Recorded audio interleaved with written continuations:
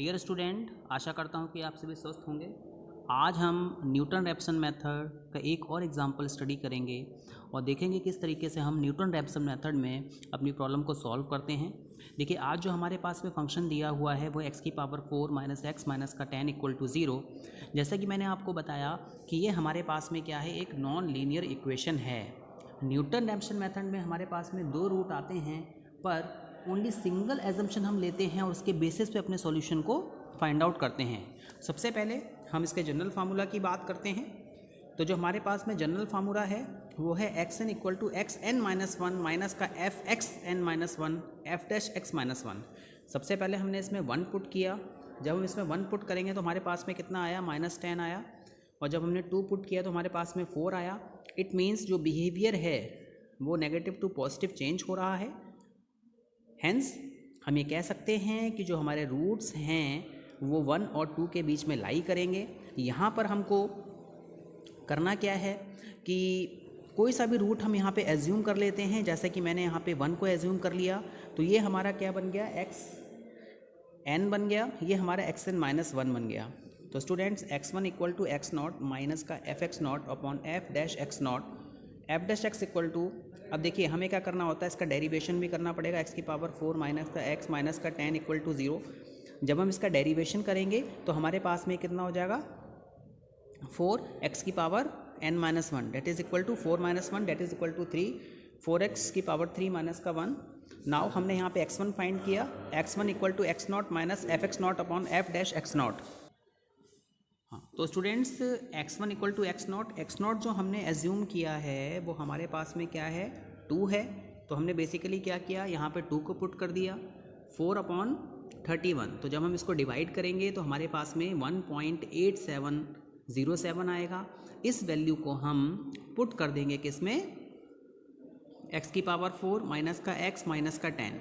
तो हमारे पास में fx1 आ जाएगा that is equal to 0.3809। Now student, अब हम सेकेंड अप्रॉक्सीमेशन फाइंड करेंगे। तो जो हमारा सेकेंड अप्रॉक्सीमेशन है वो है हमारा fx2 equal to x1 minus का fx1 upon f dash x1। तो x1 की वैल्यू हमने फाइंड की थी, वो हमारे पास में आई थी 1.8709 माइनस fx1 हमारे पास में आया था 0.3809 और f dash x that is equal to x की पावर 4x की पावर 3 माइनस का 1। तो जब हम इसमें x1 की वैल्यू को पुट करेंगे तो हमारे पास में कितना आ जाएगा, 25.1945। तो आंसर आया हमारे पास में 1.8557। नाउ स्टूडेंट्स, अब हम इसका थर्ड अप्रॉक्सीमेशन फाइंड करेंगे। तो जब हमारा थर्ड अप्रॉक्सीमेशन हम फाइंड करेंगे तो हमें जो भी हमारी x1 की वैल्यू आई है, x2 की वैल्यू आई है, उसको हम इस फंक्शन में पुट कर देंगे, x की पावर 4 माइनस का x माइनस का 10। तो हमारे पास में 0.0028 आएगा। यहाँ पर मेरे पास में fx3 है, fx3 is equal to x2 minus fx2 upon f dash x2। x2 की वैल्यू आपने इसमें पुट की, fx2 हम ऑलरेडी निकाल चुके हैं 0.0028। f डैश x इसका मतलब क्या है, 4x की पावर 3 माइनस का 1। नाउ स्टूडेंट्स, इसकी वैल्यू आ जाएगी 1.855। देखिए हमारे यहाँ पे जो हमने x2 फाइंड किया था और जो हमने x3 फाइंड किया, इन दोनों की वैल्यूज़ मैच कर रही हैं। तो हम ये कह सकते हैं, so one of the roots of the equation is 1.855 correct up to 3 decimal places. Find a real root of equation 3x equal to cos x plus 1 correct to 4 decimal places by Newton Raphson method. तो सबसे पहले हमारे लिए given क्या है, जो हमारा function है उसको हमें 0 से इक्वेट करना होता है। तो हम क्या करेंगे, इसको लेफ्ट हैंड साइड में लेके जाएंगे, 3x माइनस का cos x माइनस का 1। सबसे पहले हम इसमें 0 पुट करेंगे, x की वैल्यू जब हम 0 पुट करेंगे तो ये आपका 0 हो जाएगा। cos 0 जो होता है वो आपका -1 होता है और यहाँ पे हमारे पास में -1 -1 हमारा कितना हो गया, -2 हो गया। नाउ अब हम यहाँ पर f1 पुट करेंगे।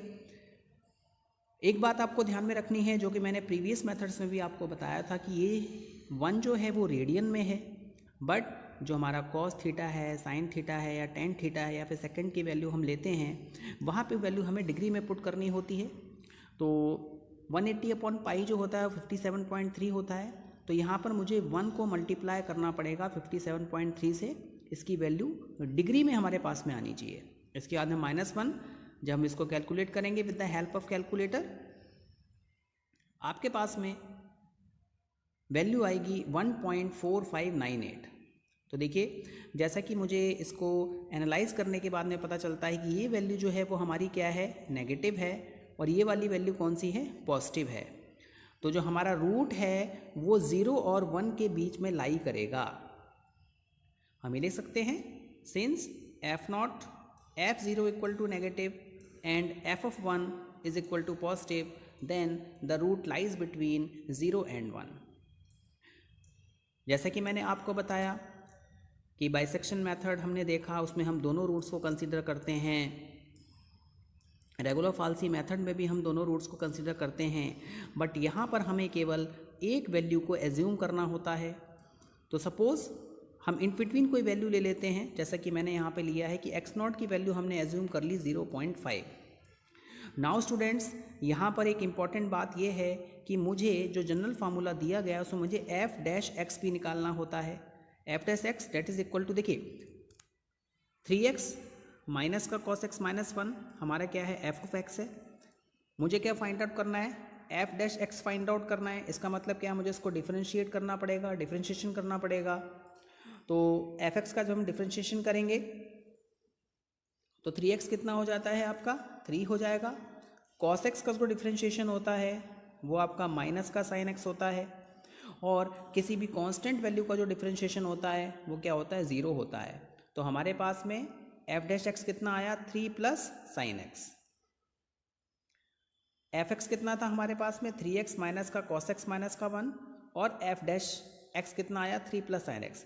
इन दोनों वैल्यूज़ को ही हम अपने प्रोग्राम में यूज़ करेंगे।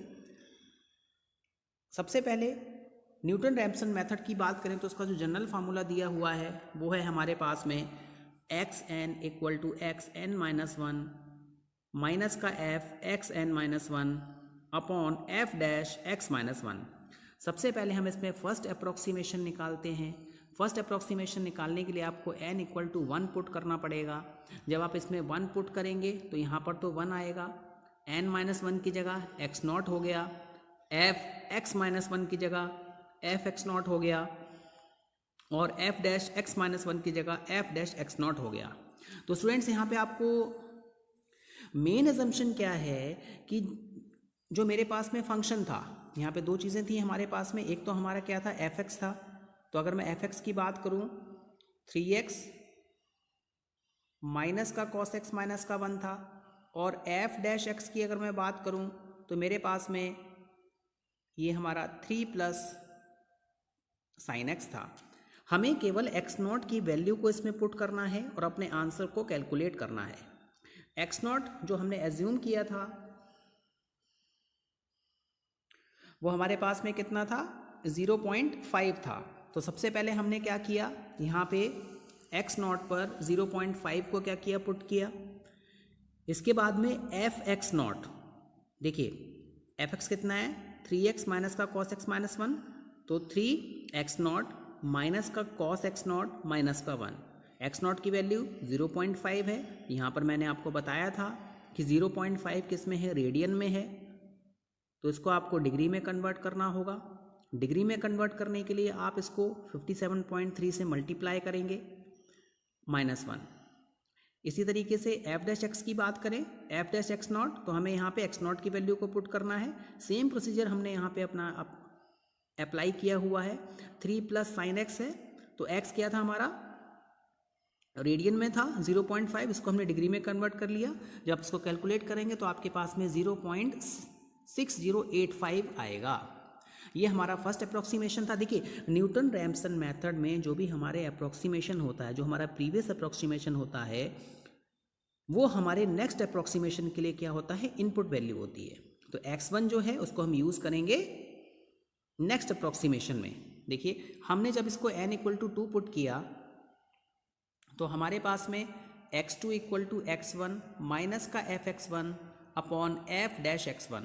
हमने यहाँ पर x1 की वैल्यू 0.6085 पुट की माइनस 3 मल्टीप्लाई, वही सेम फंक्शन है हमारे पास में जैसा कि आपको बताया गया था कि जो fx है मेरे पास में वो है 3x माइनस का cos x माइनस का 1 और f डैश x जो है वो है मेरे पास में 3 प्लस साइन x। तो सेम वैल्यू हम यहाँ पे पुट कर देंगे, 3 मल्टीप्लाई 0.6085 माइनस का cos डिग्री में चेंज करना है 57.3 मल्टीप्लाई 0.6085 देन माइनस 1। इसके बाद f डैश x की value 3 plus sign 57.3 multiplied by 0.6085। तो जब आप इसको कैलकुलेट करेंगे तो आपके पास में 0.6071 आएगा। नाउ स्टूडेंट्स, अब जो हमारी सेकेंड अप्रॉक्सीमेशन में जो भी वैल्यू आई है इस वैल्यू को हम अपने नेक्स्ट अप्रॉक्सीमेशन में यूज़ करेंगे। हम थर्ड अप्रॉक्सीमेशन फाइंड आउट करेंगे। तो अगर मैं थर्ड अप्रॉक्सीमेशन की बात करूं तो मुझे यहाँ पे n इक्वल टू 3 पुट करना है।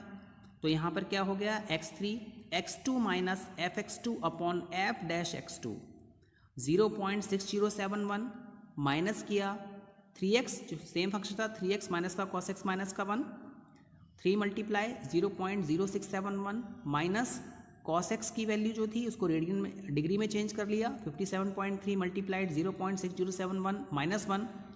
इसके बाद में अपॉन 3 प्लस साइन x था, 3 प्लस साइन 57.3 मल्टीप्लाइड बाय 0.6071।